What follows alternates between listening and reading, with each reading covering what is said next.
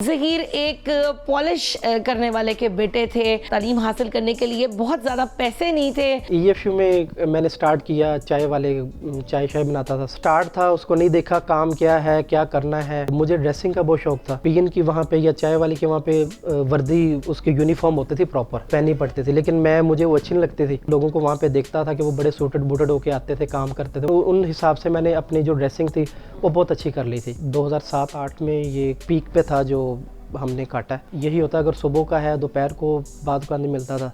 School से आना तो कुछ भी नहीं होना, मुश्किल टाइम था, अल्हम्दुलिल्लाह निकल गया। अस्सलाम वालेकुम नाजरीन, टुडे डिजिटल के साथ मैं हूं आपकी मेज़बान आमना उस्मान।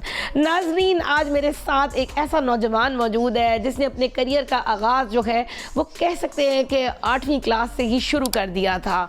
ज़हीर एक पॉलिश करने वाले के बेटे थे और पढ़ते थे, बहुत अच्छा पढ़ते थे।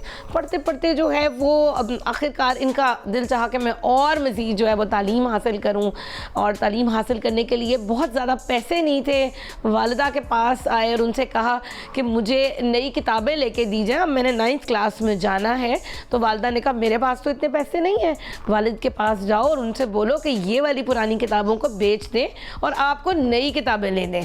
लेकिन जब ये वालिद के पास गए तो उन्होंने कहा कि मेरी पॉलिश ख़त्म हुई हुई है, ज़रूरत नहीं है कि तुम और मज़ीद पढ़ो। तो इन्होंने अपने वालिद को वो पॉलिश लाके दे दी। वालिदा को पता चला तो वो बहुत रोईं, उनको बहुत दुख हुआ और उन्होंने उस दिन से पापड़ तलने का काम शुरू कर लिया। मुख्तलिफ जगहों पे जाती थी, सख्त गर्मी में वो जाती थी और जाकर मुख्तलिफ कारखानों में पापड़ तलती थी। ज़हीर को बहुत तकलीफ़ होती थी, लेकिन उनके पास कोई रास्ता नहीं था और आखिरकार मेहनत करते करते ये एक प्राइवेट फर्म में चाय वाले की नौकरी करने लगे। आगे की कहानी हम इन्हीं से जानते हैं कि इनके साथ क्या हुआ था, और इस वक्त ये माशाल्लाह से कामयाबी के साथ एक प्राइवेट फर्म में एक बहुत अच्छी पोस्ट पे हैं, 6 मिलियन का घर बना रहे हैं, और साथ ही साथ वो जो शू पॉलिश था उसकी जगह जूतों के कारखाने ने जगह ले ली है। जी अस्सलाम वालेकुम। वालेकुम सलाम। कैसे हैं आप? अल्हम्दुलिल्लाह। अच्छा ज़हीर, इतना माशाल्लाह, मतलब मैंने आपका जो करियर का सफ़र सुना और मैं सुनकर इतना इंस्पायर हुई हूँ। मुझे ये बताएं, जब वालिदा ने ये पापड़ तलने का काम शुरू किया, बहुत बुरा लगा होगा आपको? जी बिल्कुल, डेफिनेटली बुरा तो लगता है। उस उम्र में तो इतनी सोच नहीं थी कि ये क्या हो रहा है, किस तरह। लेकिन जब एक टाइम आया कि उस पर सोचा कि उन्होंने इस तरह से हमें जो किया, पढ़ाया लिखाया अपने बलबूते पे जो भी है, तो सोच के बड़ा बुरा भी लगता और फिर अच्छा भी लगता है कि उनका ये स्टेप जो था वो बहुत अच्छा स्टेप था। मतलब ये कि पॉजिटिव की तरफ था कि वो आपको आगे लेके जाना चाहते थे। बिल्कुल पॉजिटिविटी की तरफ था ये। अच्छा, उसके बाद फिर आपने जो है वो अपनी पढ़ाई कहाँ तक मुकम्मल की? जब मैट्रिक हुआ तो फिर उसके बाद भाई हैं मेरे बड़े, उन्होंने कहा कि जॉब करनी चाहिए, क्योंकि हालात नहीं थे इस काबिल। अच्छा। EFU में मैंने स्टार्ट किया, चाय शाय बनाता था, सफाई सुथराई ये वो अच्छा। सारा। तो वहाँ पे कैरियर का स्टार्ट किया। अच्छा। तो स्टार्ट था, उसको नहीं देखा काम क्या है, क्या करना है, किस तरह करना है, बस जाके तो लग गए। फिर ये सोचा कि चलें, अब यहाँ पे आ गया हूँ, लेकिन आगे जो है वो इंशाल्लाह इससे आगे निकलना है। साथ साथ आप पढ़ाई कर रहे थे? जी, इस पढ़ाई का सीन कुछ इस तरह था कि मुझे ड्रेसिंग का बहुत शौक था। तो PN की वहाँ पे या चाय वाले के वहाँ पे वर्दी, उसके यूनिफॉर्म होते थे, प्रॉपर अच्छा, जो पहननी पड़ती थी, लेकिन मुझे वो अच्छी नहीं लगती थी। मैंने जब देखा, लोगों को वहाँ पे देखता था कि वो बड़े सूटेड बूटेड होके आते थे, काम करते थे, मुझे बड़ा अच्छा लगता था उनका अंदाज, आना, विजिट पे जाना, इस तरह ये वो। मुझे फिर लगा कि मुझे इसी फील्ड में आना चाहिए, यहीं पे आना चाहिए। फिर उन हिसाब से मैंने अपनी जो ड्रेसिंग थी वो बहुत अच्छी कर ली थी। अच्छा। तो इसी ड्रेसिंग की वजह से फिर एक दिन फयाज साहब का विज़िट हुआ, तो उन्होंने समझा कि शायद ये कोई इसी ऑफिस में कोई BSc है, जैसे वो निचले लेवल का एक होता है, डेजिग्नेशन होता है। मतलब आप वहाँ के अफसर की नज़रों में आ गए? बिल्कुल इस तरह से। अच्छा। तो उन्होंने जब देखा, उन्होंने जब पता चला कि PN हो, तो उन्होंने कहा कि नहीं, तुम्हें फिर पढ़ना चाहिए। तो फिर जब हालात का मैंने जिक्र किया तो वो कहते कि नहीं, इसके जो भी स्टडी के अखराजात होंगे वो मैं बियर करूँगा, लेकिन तुम्हें आगे आना चाहिए। अच्छा। फिर इसी सोच ने फिर आगे पढ़ने पे मजबूर किया और इंशाल्लाह वो माशाल्लाह कामयाब भी हुआ। कौन कौन से लोग थे ऐसे आपकी कंपनी में जिन्होंने आपको आपकी पढ़ाई में और इन सब चीज़ों में मदद दी? जी, स्टडी में एजाज बेग साहब, हाफिज़ बाबर साहब, और जो खुसूसी जिन्होंने सपोर्ट की वो फयाज महमूद ताहिर साहब, जो कंपनी में right now national sales head हैं, UBL बैंक को देखते हैं। अच्छा। उन्होंने काफ़ी सपोर्ट किया। उन्होंने देखा कि यार इसको अगर आगे आना चाहिए, لیکن اعجاز صاحب نے بتایا کہ اس کے حالات کو اس قدر نہیں ہے, سیلری بھی اس کی اس قدر نہیں ہے کہ یہ اسٹڈی کے اپنے اخراجات جو ہے اور پھر اکیڈمی کے پڑھنا بھی اسے ہے. تو انہوں نے پھر کہا کہ اس کے اسٹڈی کے سارے اخراجات, اس کو ٹائم چاہیے پڑھنے کے لیے وہ بھی اس کو ملے گا, ہر چیز اچھا, جی کیا بالکل. بات ہے. تو انہوں نے پھر واقعی میں ٹائم نے بتایا کہ انہوں نے مجھے سپورٹ کیا, سپورٹ کیا, انہوں نے مجھے سپورٹ کیا, ریلی سپورٹ کیا. تو حافظ بابر صاحب کون ہیں یہاں پہ؟ حافظ بابر صاحب ہیں ریجنل ہیڈ ہیں وہ یہاں کے کمپنی کے لاہور میں. جی بالکل. اوکے. اچھا, جب آپ نے یہ سارا مطلب آپ کر رہے تھے, اور بہت دفعہ ایسے بھی حالات رہتے ہوں گے گھر کے کہ گھر میں کھانا نہیں ہے یا رشتہ دار جو ہے وہ بالکل پیچھے پلٹ گیا, ایسا وقت بھی دیکھا؟ بالکل. جب 2007-8 میں یہ ٹائم پیک پہ تھا جو ہم نے کاٹا ہے, تو بہت مشکل ٹائم تھا. اس میں یہی ہوتا ہے اگر صبح کا ہے دوپہر کو بعد کا نہیں ملتا تھا, اسکول سے آنا تو کچھ بھی نہیں ہونا. تو جب اسکول میں جانا تو جو دوسرے بچے ہوتے تھے وہ ٹفن لے کے آتے تھے, اپنا کھانا گھر سے لے کے آتے تھے, یا ان کے پاس پیسے ہوتے تھے کہ وہ اسکول سے کچھ کھا لیتے تھے بریک ٹائم میں. لیکن ہمارے پاس اتنے بھی نہیں ہوتے تھے کہ ہم بریک ٹائم میں وہاں پہ جو ہے کچھ لے کے تو کھا لیں. لیکن بس مشکل ٹائم تھا, الحمدللہ نکل گیا. تو یہ یاد آتا ہے ٹائم سے. محسوس کیا کبھی اس چیز کو اب جب آپ کے حالات اچھے ہو گئے ہیں کہ ان بچوں کی یا اس طرح کے لوگوں کی مدد کی جائے؟ بالکل محسوس ہوتا ہے, اور اس چیز کی کوشش بھی کرتا ہوں. کچھ اس طرح کے دوست مل جائیں یا کچھ بچے مل جائیں اس طرح کے جو کہ بھول کے بیٹھے ہوں کہ نہیں جی اب جہاں پہ ہم ہیں وہیں پہ ہی رہنا ہے, لیکن ان کی سوچ کو بدلنے کی میں بے حد کوشش کرتا ہوں. 1-2 بار میں کامیاب بھی ہوا ہوں پازیٹیو یعنی کرنے کی. بالکل. اور 1-2 لوگوں کو اس ٹائم سے میں نے نکالا بھی ہے, اور ان کو اس سوچ پہ مجبور بھی کیا ہے کہ ان کو آگے پڑھنا چاہیے. اچھا, جب آپ نے یہ جو بھی آپ کا محنت کا سفر تھا اس میں پھر اور اگلی ڈیزگنیشن کیا تھی؟ پی این میں جب تھا تو شوق کی وجہ سے وہاں پہ مجھے ایڈمن کا کام بھی میں سیکھ چکا تھا. اچھا. سیلز کا کافی حد تک جو آفٹر سیل سروسز ہوتی ہے وہاں پہ وہ سارا مینیج کر سکتا تھا وہاں پہ.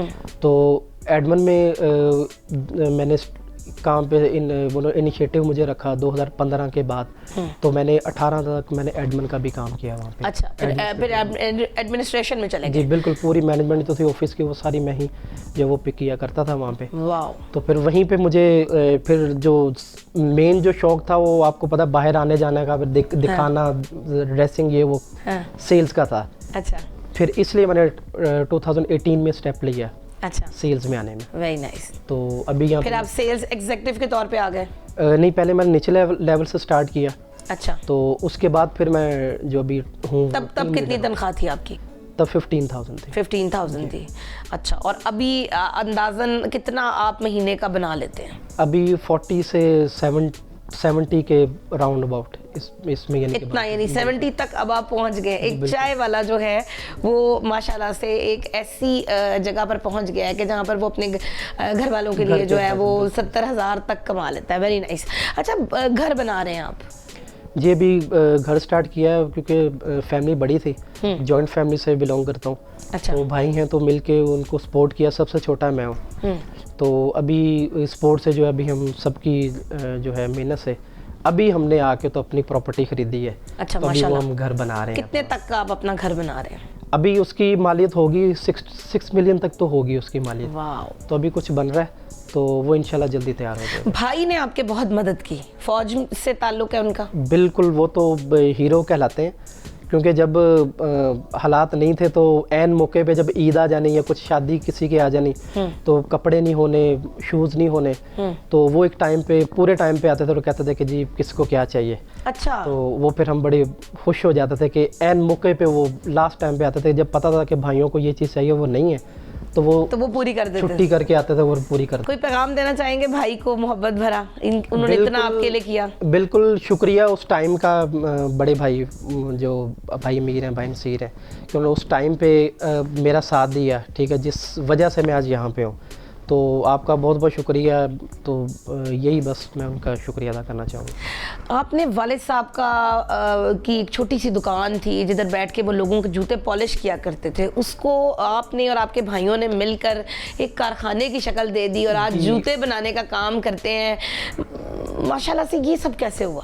آج ماشاءاللہ تب تو ٹائم تھا, لیکن جب بھائی ہم اکٹھے ہوئے تو پھر سوچا کہ اب آگے بڑھنا چاہیے. تو ابھی جو ہے ہمارا جوتوں کا اپنا جو ہے وہاں پہ کاروبار ہے ماشاءاللہ, تو فیصل آباد میں. تو ایک اچھا سیٹ اپ ہے. تو اب وہ چیز نہیں ہے. ابو تو ماشاءاللہ صرف سپرویژن ہی کرتے ہیں وہ, تو وہاں کے سپروائزر ہیں, دیکھتے ہیں جسٹ, کیونکہ سٹاف بھی رکھا ہوا ہے جوتوں کا جو بناتے ہیں, پھر وہیں پہ سیل بھی کرتے ہیں. تو آگے انشاءاللہ اس کو مزید بڑھا رہے ہیں. Very nice. کیا کہنا چاہیں گے ان لوگوں کے لیے جن لوگوں نے آپ لوگوں کو جب آپ کے حالات خراب تھے ملنا چھوڑ دیا تھا؟ وہ بہت مشکل ٹائم تھا. ان کو بھی یہی تلقین کرنی چاہیے کہ اگر اس طرح کا ٹائم آئے تو ہر بندے کو ایک دوسرے کا ساتھ دینا چاہیے اور کسی کو حقیر نہیں سمجھنا چاہیے. اچھا, اگر وہ اس حالات میں ہے, مطلب حقیر سمجھا گیا؟ بالکل حقیر سمجھا گیا. اور کچھ جو ایسے ہمارے ریلیٹیو تھے کہ وہ گھر میں آنا جانا کم کر دیا تھا کہ انہوں نے پیسے مانگ لینے ہم سے. یہ بھی حالات ہم نے دیکھے.